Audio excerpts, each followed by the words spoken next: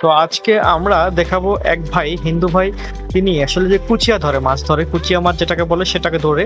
তো তার জন্য গ্রামে গ্রামে হাঁটে এবং ছোট ছোট পুকুর, ডোবা নালা পেলে বাঁশের লাঠি দিয়ে গুতিয়ে গুতিয়ে চেক করে যে এখানে মাছ আছে কিনা। যদি সেই গর্তের ভিতর থেকে যদি পানির কোনো লারা পড়ে এবং পানির যদি ওঠে, তখন তিনি বুঝতে পারেন যে এখানে আসলে মাছ আছে। তো এই যে ভাইয়াটা দেখতে আছেন, ইনি কিন্তু বড়শি পাচ্ছে। প্রথমে বাঁশ দিয়ে যে চেক করেছে এখানে আছে কিনা, তো তারপর কিন্তু আসলে বড়শি দিয়ে এই কুচিয়া মাছটা ধরছেন।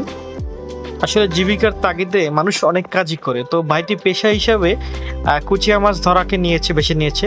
তো বড়শি দিয়ে একটি মাছ উঠাচ্ছে, আমরা দেখতে পাচ্ছি যে মাছটি কিন্তু সাইজে মোটামুটি বড়ই আছে।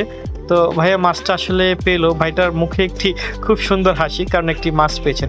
হয়তোবা দুটি মাছ পেলে বাজারে বিক্রি করে হয়তোবা তার আজকের পেটের দায় সারাবে।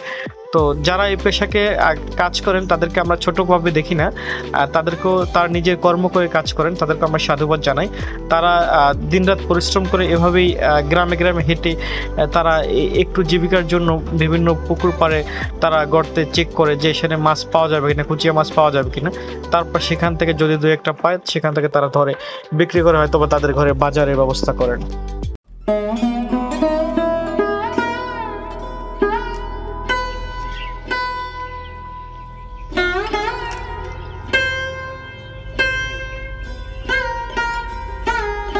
ছোট